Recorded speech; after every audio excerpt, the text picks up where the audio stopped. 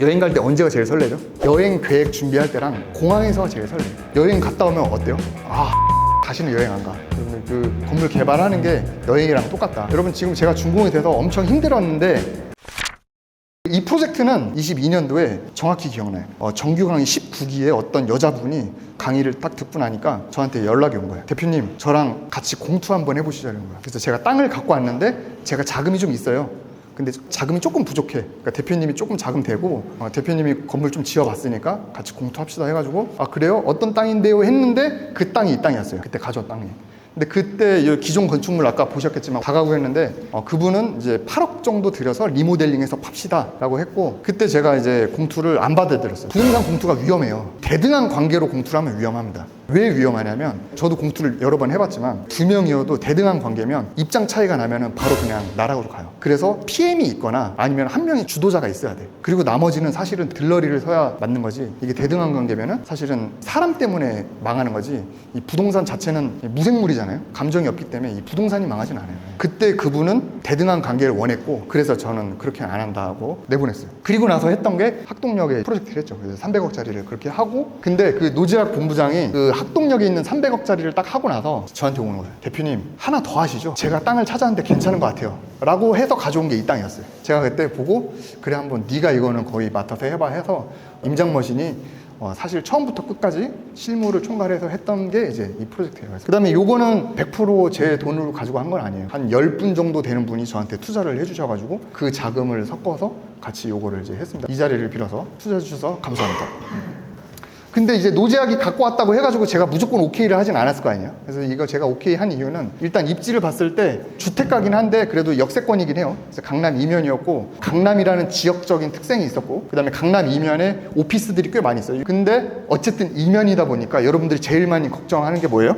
공실이죠. 그래서 제가 그때 그거를 해지할 수 있었던 제 생각은 뭐였냐면, 첫 번째, 그래도 상품성을 좋게 하면은 임대가 될 거다 라는 생각 때문에 이제 우리 의견 실장님이랑 상품성을 굉장히 좋게 했고, 두 번째, 상품이 좋아도 비싸면 안 들어온다. 그 임대료를 시세보다는 조금 싸게 하거나 적정한 객관적인 이성적인 임대료를 잘 명확하게 냉철하게 파악할 수 있는 게 중요하겠다. 그 다음에 필지적으로 보면 아까 건축사님 얘기했지만 북도로를 껴있고 지대가 높고, 그 다음에 북쪽 레벨이 좀 높아요. 그래서 아까 말씀하신 대로 높게 뽑을 수 있었고, 이런 필지에 대한 특성, 입지에 대한 어느 정도의 자신감이 있어서 해보자고 했습니다. 근데 이제 다 좋은 건 아니고 이제 아쉬운 게 있어요. 이게 지금 올근생이잖아요. 제가 이거를 다시 짓는다면 올근생으로 안 지을 것 같아요. 상층부는 좀 주택으로 풀었을 것 같아요. 올근생 임대료 받는 것보다 한 3층이나 4층 이상부터 주택으로 풀어버리면 임대료가 훨씬 펌핑이 되거든요. 임대료가 높아지면 수익률이 올라가고, 수익률이 올라가면 매가가 올라가거든요.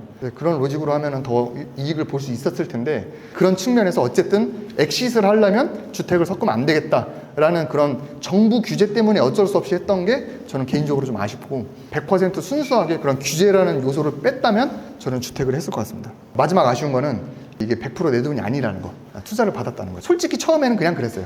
건물이 완공되어 갈 때마다, 건물을 볼 때마다 애정이 생기는 거예요. 애들 크면서 점점 부성애가 생기듯이 건물이 지어지면서 애정이 굉장히 많이 생겼고, 솔직히 이 건물이 개인적으로 굉장히 애정이 많이 가고, 개인적으로는 제가 두고두고 팔지 않고 쓰고 싶은데 요거는 엑시스를 해야 되는 그런 게 개인적으로는 좀 아쉽다.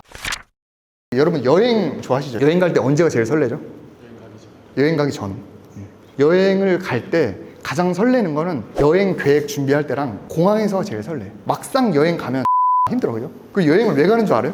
여행을 가는 이유는 역시 집이 최고다 라는 걸 느끼기 위해서 가는 거야. 제가 건물이 지금 다 완공이 됐어요. 제일 설렜던 거는 이 땅 살 때였어요. 이 땅 살 때, 그리고 이 건물, 이 공간을 어떻게 꾸며낼까 고민할 때가 사실 제일 설렜습니다. 그 다음에 이제 준공이 됐잖아요. 여행 갔다 오면 어때요? 캐리어 끌고 집에 오는 순간 다시는 여행 안 가. 역시 집이 최고야 라고 하지만, 며칠 지나면 다음 휴가 때 어디 갈까 또 이러고 있잖아. 여러분 지금 제가 준공이 돼서 엄청 힘들었는데 막상 이게 임대 놓고 또 팔리고 어쩌고 하면은 또 땅 찾고 있을 거예요. 여러분들 그 건물 개발하는 게 여행이랑 똑같다. 마지막으로 드리고 싶은 말은, 솔직히 말해서 여러분, 그래서 대출 얼마 받았어? 여기 뭐 얼마야? 네 돈 얼마 들어갔어? 그다음에 이거 팔리면 얼마야? 약간 수익률 얘기할 거예요. 저는 개인적으로 막 숫자, 수익률, 막 결과 너무 그러지 않았으면 좋겠다. 근데 이 개발할 때 그런 숫자 당연히 중요한데, 그것보다 이 개발을 하면서 고민하는 그런 보람, 배움, 그다음에 그거 완공됐을 때 느낄 수 있는 그런 여유 이런 게 사실은 굉장히 저는 중요한 것 같아요. 그거 자체 하나하나가 되게 중요하다. 그래서 이 건물 개발하는 게 이제 인생이랑 비슷한데 여러분들 그러죠. 아 지금 돈 벌고 있는데 나중에 50대면 60대면 그때 다 세팅되면 그때부터 쉬어야지. 다 준비되면 해야지. 제가 볼 때는 그냥 오늘 하루하루가 그냥 행복을 느껴야 돼요. 결국 그런 인생이든 개발이든 너무 결과 이런 수익률 숫자보다는 그거를 하기 위한 과정 그 자체에서 하루하루에서 뭔가 의의를 찾고 행복을 찾는 게 되게 중요한 게 아닐까라는 거를 저는 이 건물 투자를 하면서 배웠습니다. 제가 진짜 얘기하고 싶은 거는 정말 이제 건물 투자할 때 준비되면 해야지가 아니고 준비를 하는 그 과정을 즐겨라 라고 말씀드리고 싶습니다. 이만 여기서 줄이겠습니다. 감사합니다. 제가 21년 4월에 강의를 시작했는데 1기를 21년 5월에 2기를 했거든요. 그 2기 수강생분이 한 명 왔어요. 보니까 어땠어요? 황금돼지 광배동 근생부터 쭉 봐왔는데 오랜만에 오픈하우스 와서 느낀 점은 황금돼지가 기획, 설계 엄청나게 많은 발전을 했구나. 너무 좋고 시공까지 완벽하게 잘 마무리한 것 같아서 앞으로 더욱 많은 발전을 할 것 같습니다. 우리 여기 이분도 저희한테 PM 맡기고 있어요. 그래서 건물 짓고 있는데 아드님이 오셨어요. 아들 이번에 강의 들을 거야 안 들을 거야? 저 듣겠습니다. 그 입금은 여기서 아빠가 할 거고. 이제 점점 그냥 토크 콘서트가 되고 있어요. 임대랑 이제 매각 소요 기간 어느 정도 보고 계세요? 아스탑입니다. 그래도 특히 이 정도 규모는 일반적으로 임대 맞추는데 시간이 어느 정도? 대표님 일로 와보세요. 이 정도 건물 임대 맞추는데 얼마나 걸려요? 한 달 반 정도면 되죠. 한 달 반이면 된다.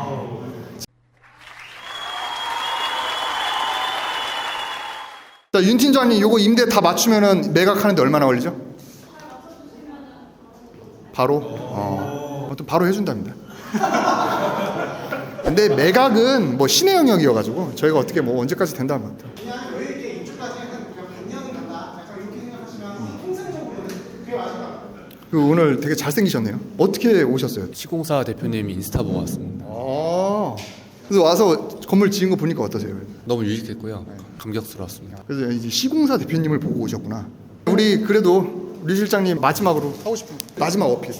항상 저희가 할 때 보면은 3D로도 보고 도면도 보고 하면 이렇게 지어지겠지 뭐 이렇게 기대를 해요. 근데 진짜 3D에서 보던 거랑 똑같이 나와요. 되게 감격스럽고 좋고. 그런데 송 대표님이 디자인 이런 거 할 때는 조금 이렇게 좀 한 발 물러서서 그냥 이렇게 좀 보셨는데 나중에 저도 이렇게 영상 쭉 계속 보니까 그 영상에서도 애정도가 이렇게 올라가는 게 많이 보이더라고요. 특히 요 마지막 한 2, 3개월. 그래서 저는 개인적으로 되게 좀 놀랬고 마음이 짠했어요. 강남이 확실히 건물들이 기능적으로도 잘 뽑아야 되는데 뭔가 이렇게 한 가지 좀 튀는 게 좀 있어야 돼요. 한 방이 좀 있어야 돼서 여기도 높이 그 규모나 이런 거가 확실히 한 방이 좀 있어요. 그리고 마침 여기가 또 다 이종인데 이렇게 고만고만한데 얘만 이렇게 딱 솟아오르니까 디벨로퍼로서의 감이나 이런 거에 대해서도 저는 많이 느꼈어요. 그래서 참 좋은 프로젝트였습니다.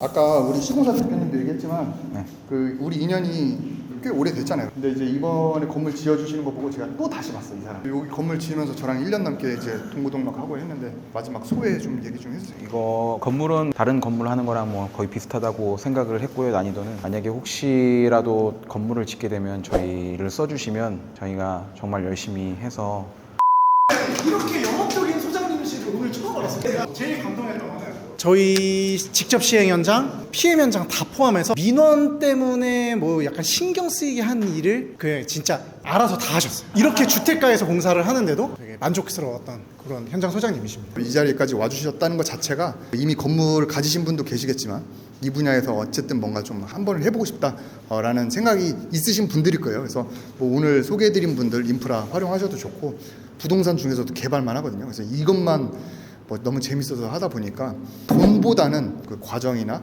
이거를 내가 왜 해야 되는지 정말 여기서 삶의 약간 목적을 느낄 정도여가지고 포트폴리오 중에 한 꼭지 정도로는 가져가는 거는 나쁘지 않겠다라는 생각이 들고 그렇게 뭔가 시도랑 실천을 했을 때 망하지 않도록 좋은 분들 만나는 게 제일 중요한 것 같아요. 감사합니다.